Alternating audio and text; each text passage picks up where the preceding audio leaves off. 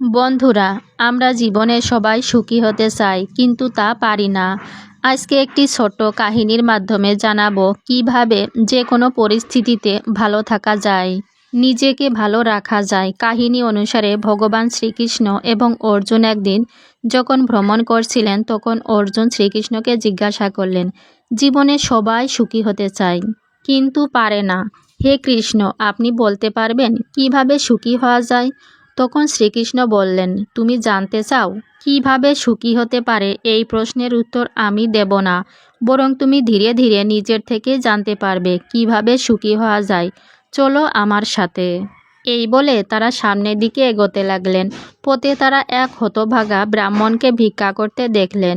সেই দেখে অর্জুনের তার প্রতি করুণা হলো এবং তিনি তাকে সোনার মুদ্রায় ভরা একটি থলি দিলেন। সেটি পেয়ে ব্রাহ্মণ অত্যন্তই খুশি হলেন। কিন্তু বাড়ি ফেরার পথে একটি জঙ্গল পড়ল এবং একটি চোর ব্রাহ্মণের কাছ থেকে সোনার মুদ্রা ভরা থলিটি জোর করে ছিনিয়ে নিল। ব্রাহ্মণ এতে খুবই হতাশ হয়ে পড়লেন এবং পরের দিন তিনি আবার ভিক্ষা করতে বেরোলেন। সেই সময় শ্রীকৃষ্ণ অর্জুন ব্রাহ্মণকে আবার ভিক্ষা করতে দেখলেন। সেই দেখে অর্জুন তাকে বললেন, কাল আপনাকে একটি সোনার মুদ্রার ভরা থলি দিয়েছিলাম, যাতে আপনার অভাব দূর হতে পারে, আপনাকে আর ভিক্ষা করতে না হয়, কিন্তু আপনি আবার কেন ভিক্ষা করতে বেরিয়েছেন? তখন ব্রাহ্মণ তার সাথে ঘটে যাওয়া আগের দিনের সব কাহিনী অর্জুনকে বর্ণনা করলেন। এতে অর্জুনের আবার ব্রাহ্মণের প্রতি করুণা হলো এবং তিনি আবার ব্রাহ্মণকে একটি মূল্যবান রত্ন উপহার দিলেন এবং অর্জুন ব্রাহ্মণকে বললেন, এই রত্নটি নিন, এই রত্নটি আপনার সমস্ত দুঃখ দুর্দশা দূর করবে। ব্রাহ্মণ রত্নটি পেয়ে খুবই খুশি হলেন। এরপর বাড়ি ফিরে তিনি একটি পুরনো কলসিতে রত্নটি রেখে ঘুমিয়ে পড়লেন।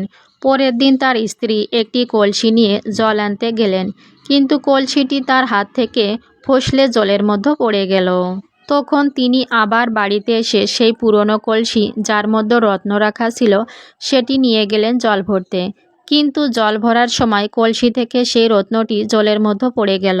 এদিকে ব্রাহ্মণের যখন ঘুম ভাঙলে তিনি যখন দেখলেন যে কলসিটি সেখানে নেই, তখন কলসিটি খুঁজতে তিনি ঘর থেকে বেরিয়ে গেলেন এবং পথেই তার স্ত্রীর সাথে দেখা হয়ে গেল। ব্রাহ্মণ তাকে জিজ্ঞাসা করলেন, নতুন কলসি থাকা সত্ত্বেও তুমি কেন পুরনো কলসিটি নিয়ে গেলে জল ভরতে এসেছো? তার স্ত্রী তাকে বললেন, নতুন কলসিটি জলের মধ্যে পড়ে গেছে, তাই উপায় না পেয়ে পুরনো কলসি নিয়ে আমি জল ভরতে এসেছি। কিন্তু আমার মনে হলো জল ভরার সময় কলসি থেকে কিছু একটা বেরিয়ে যেন জলের মধ্যে পড়ে গেল। এই কথা শুনে ব্রাহ্মণ খুবই হতাশ হয়ে পড়লেন এবং আবার পথে পথে ভিক্ষা করতে শুরু করলেন। ভিক্ষা করার সময় তার সাথে আবারও শ্রীকৃষ্ণ এবং অর্জুনের দেখা হয়ে গেল। এ অবস্থায় ব্রাহ্মণকে দেখে অর্জুন তাকে বলল যে, তুমি যে রত্ন পাওয়া সত্ত্বেও আবার কেন ভিক্ষা করছো? ব্রাহ্মণ তখন তাকে রত্ন হারিয়ে যাওয়ার সমস্ত কাহিনী শোনালেন। এতপর অর্জুন শ্রীকৃষ্ণের কাছে গিয়ে বললেন, আমার মনে হচ্ছে এই ব্রাহ্মণের ভাগ্যে ভিক্ষাবৃত্তি লেখা আছে। আমি তাকে সাহায্য করার জন্য কিছু দিচ্ছি, কোনো না কোনোভাবে সেটা হারিয়ে ফেলছে, তাই আমি আর তাকে কোনো রকম সাহায্য করব না। এই কথা শুনে শ্রীকৃষ্ণ একটি মুচকি হেসে ব্রাহ্মণের কাছে গিয়ে 2 পয়সা দিলেন। এই দেখে অর্জুন শ্রীকৃষ্ণকে জিজ্ঞাসা করলেন, হে প্রভু, আমার দেওয়া স্বর্ণমুদ্রার থলি এবং মূল্যবান রত্ন যখন তার অবস্থার কোনো পরিবর্তন করতে পারল না, তাহলে আপনার দেওয়া এই 2টি পয়সা তার ভাগ্যের কি পরিবর্তন হবে? শ্রীকৃষ্ণ অর্জুনকে বললেন, তুমি শুধু ওনার পেছনে যাও আর দেখো কি হয়। এদিকে ব্রাহ্মণ পয়সা দুটি পেয়ে ভাবছিলেন যে এই পয়সা দিয়ে তো একজনের পেটু ভরার মতো কোনো খাবার হবে না, তবু কেন প্রভু তাকে এই সামান্য পয়সা দান করলেন? এসব কথা ভাবতে ভাবতে ব্রাহ্মণ যখন তার বাড়ির দিকে যাচ্ছিলেন, তখন তিনি দেখলেন একটি মাছ একজন জেলের জালে আটকা পড়ে নিজের প্রাণ বাঁচানোর জন্য আপ্রাণ চেষ্টা করছে। তখন ওই মাছের জন্য ব্রাহ্মণের করুণা হলো এবং তিনি ভাবলেন এই 2টি পয়সা খাবার কেনার জন্য যথেষ্ট নয়, তবে এই পয়সা দিয়ে তিনি এই প্রাণীটির প্রাণ বাঁচাতে পারবেন। তখন তিনি ওই পয়সা দিয়ে মাছটিকে কিনে নিলেন এবং তার কোমণ্ডুলের জলের মধ্যে রেখে দিলেন। তিনি ভাবলেন পথে অন্য কোনো পুকুর বা নদী দেখতে পেলে তার মধ্যেই মাছটিকে তিনি ছেড়ে দিবেন। কিছু দূর হাঁটতে হাঁটতে তিনি একটি পুকুর দেখতে পেলেন। এরপর যখন তাকে ওই পুকুরের জলে ছেড়ে দিতে যাবেন তখন তিনি দেখলেন মাছটির গলায় কিছু একটা আটকে আছে। মাছটির কষ্ট দূর করার জন্য যখন তার গলার মধ্য থেকে তিনি ওই জিনিসটি বের করলেন তখন বুঝতে পারলেন এটি হলো সেই রত্ন যা তার স্ত্রীর কাছ থেকে হারিয়ে গিয়েছিল। ব্রাহ্মণ রত্নটি পেয়ে তিনি আনন্দে চিৎকার করে উঠলেন, আমি পেয়ে গেছি, আমি পেয়ে গেছি। আর ঠিক সেই সময় ওখান দিয়ে সেই চোরটি যাচ্ছিল যে আগের দিন তার সোনার মুদ্রা ভরা থলিটি চুরি করেছিল। সে ভাবল হয়তো ব্রাহ্মণ তাকে দেখে চিনতে পেরেছে এবং তার বিরুদ্ধে রাজার কাছে নালিশ করবে।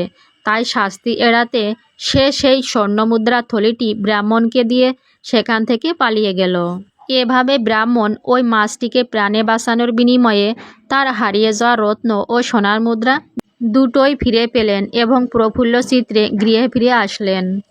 এই দেখে অর্জুন শ্রীকৃষ্ণের কাছে হাত জোড় করে বললেন, হে প্রভু, এ আপনার কেমন লীলা! আমার এত মূল্যবান রত্ন ও সোনার মুদ্রা তার দারিদ্রতা দূর করতে পারল না, কিন্তু আপনার দুটি পয়সা তার সমস্ত দুঃখ কষ্ট দরিদ্রতা দূর করে দিল।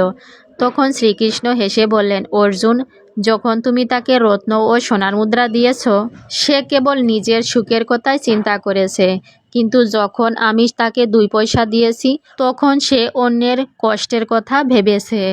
আসলে যখন আমরা নিজের কথা ভাবি তখন আমাদের সব কিছু আত্মকেন্দ্রিক হয়ে পড়ে, কিন্তু যখন আমরা অন্যের দুঃখ কষ্ট দূর করার কথা ভাবি তখন সেই কাজের মধ্য দিয়ে আমরা ঈশ্বরের কার্যই সম্পাদন করার চেষ্টা করি, ঈশ্বরের সান্নিধ্য লাভ করি। নিঃস্বার্থভাবে যখন কোনো কিছু করা হয় তখনই ঈশ্বরের কৃপা আমাদের উপর এসে পড়ে এবং আমরা জীবনে সুখী হতে পারি।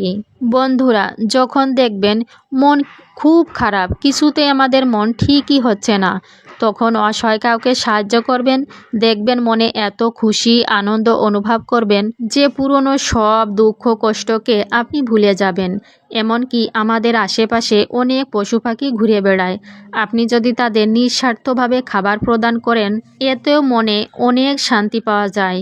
আসলে ভালোবাসায় আমাদের জীবনে সমস্ত সুখ আনন্দ এনে দেয়। তবে এই ভালোবাসা শুধু আপনজনের প্রতি ভালোবাসা নয়, এই ভালোবাসা চেনা অচেনা যে কোনো মানুষ বা প্রাণের প্রতি ভালোবাসা।